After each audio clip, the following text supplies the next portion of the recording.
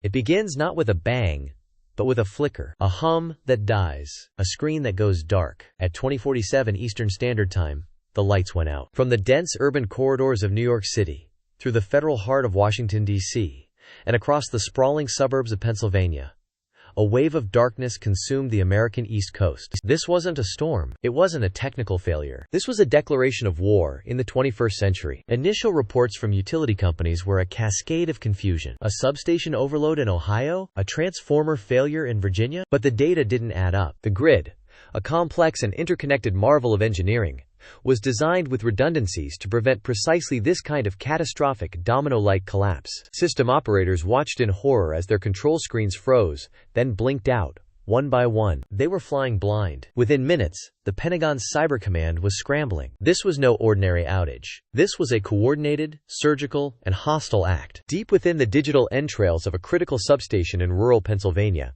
forensic teams found the first clue: a digital ghost in the machine. A piece of malicious code, elegant in its destructive simplicity, that had systematically severed the station from the grid. The malware didn't just crash the system.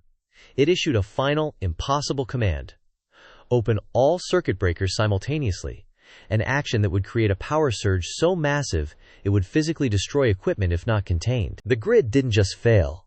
It was being actively dismantled from the inside out. As technicians worked frantically on analog backups, the digital forensics team made a chilling discovery. Buried deep within the code, hidden as a programmer's comment, was a single word, a digital calling card left behind by the architects of the chaos. The word was intikam, Farsi for revenge.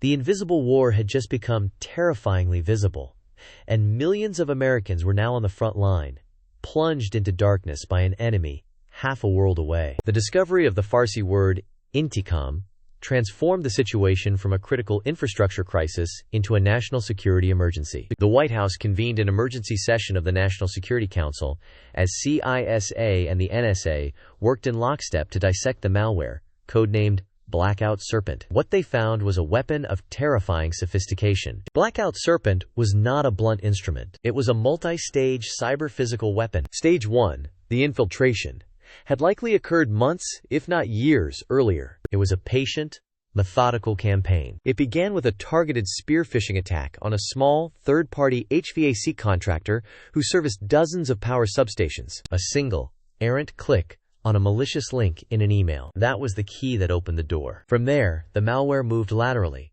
silently mapping the network, studying the supervisory control and data acquisition, or SCADA, systems that act as the grid's central nervous system. These are the industrial control systems that manage the physical flow of electricity. Blackout Serpent was designed specifically to exploit vulnerabilities unique to the Siemens-made controllers used across the U.S. grid, a level of specificity that pointed to immense resources and state-level intelligence gathering. This level of sophistication had a clear signature. U.S. intelligence agencies immediately focused their attention on one group, a shadowy unit within Iran's Islamic Revolutionary Guard Corps, sometimes called Unit 7700. Other times, the Shahid Kaveh cyber group. This was Tehran's elite cyber army, the spiritual successors to the teams that retaliated for the Stuxnet virus that targeted Iran's nuclear program over a decade ago. They had cut their teeth on attacks against Saudi Aramco, Israeli water facilities, and American banks. This, however, was their masterpiece. As the NSA's top codebreakers peeled back the layers of Blackout Serpent, they found something far more sinister than a simple shutdown command. Buried in the malware's core was a dormant second stage, a payload set to activate 72 hours after the initial blackout. It was a wiper. Its function was not to disrupt, but to permanently erase and destroy the firmware on the industrial controllers themselves. This wasn't about turning the lights off. This was about bricking the grid, destroying the hardware beyond repair, requiring a physical replacement of thousands of units, a process that would take months, not days or weeks. The blackout would become semi-permanent. As this realization dawned on the analysts, a cold dread filled the room. The attack wasn't over. It had just begun, and the clock was now ticking. The official attribution came at dawn. In a terse, grim-faced press conference from the White House, the President of the United States formally accused the Islamic Republic of Iran, of orchestrating an unprecedented act of cyber warfare against the American people. The diplomatic fallout was immediate and explosive. Global markets went into freefall. The price of Brent crude oil surged over 30% in a matter of hours as fears of a full-scale military conflict in the Persian Gulf, a vital artery for global energy, became terrifyingly real. NATO allies issued statements of solidarity with Washington, while Russia and China called for de-escalation, subtly blaming U.S. maximum pressure campaigns for provoking the attack. In Tehran, the response was a well-practiced piece of political theater. The foreign ministry issued a categorical denial, calling the U.S. accusations baseless and a desperate attempt to distract from its own internal crises. But on state-controlled television, commentators spoke with barely concealed pride of Iran's defensive capabilities and its power to stand up to American aggression. The message was clear.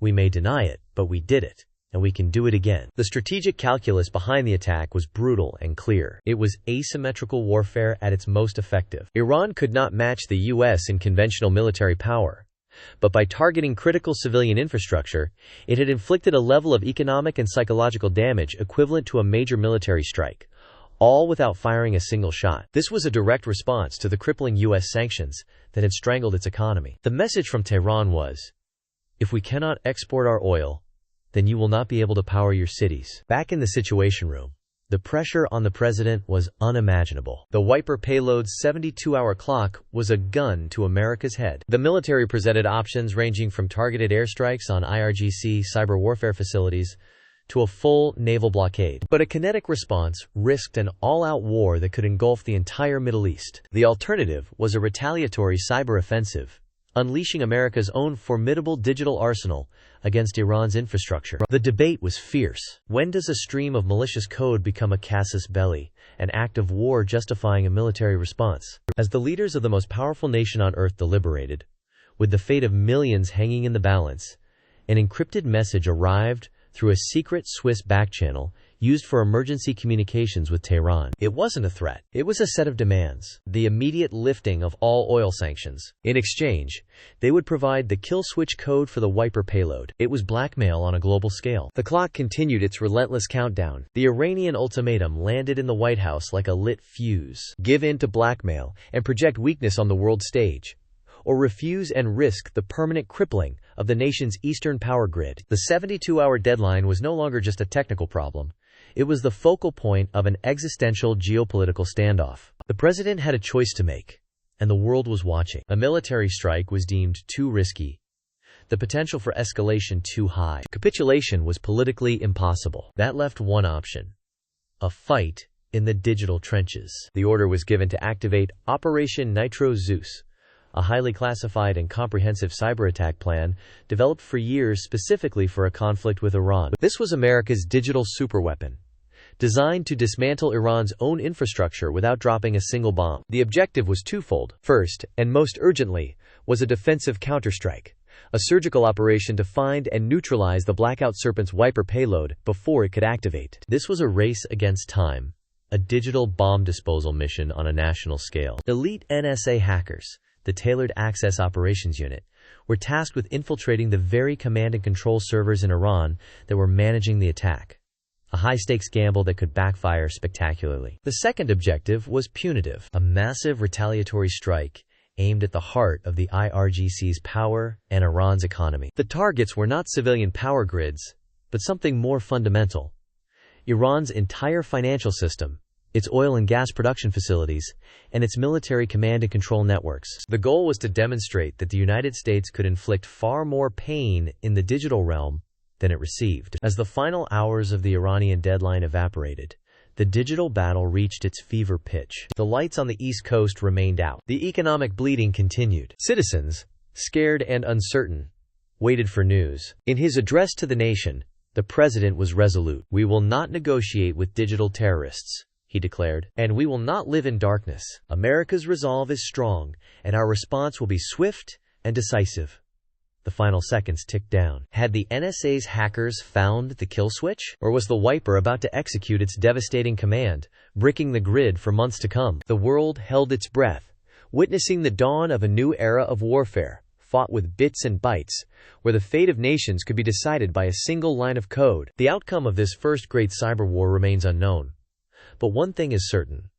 The conflict between the US and Iran has now escalated beyond a point of no return. The rules of engagement have been rewritten forever. The situation is developing at an unprecedented speed. For the absolute latest analysis on the US response and the fallout from this historic cyber attack, make sure you subscribe to Global Crisis Radar and activate all notifications. We are your eyes and ears on the front lines of this escalating conflict. Stay safe and stay informed.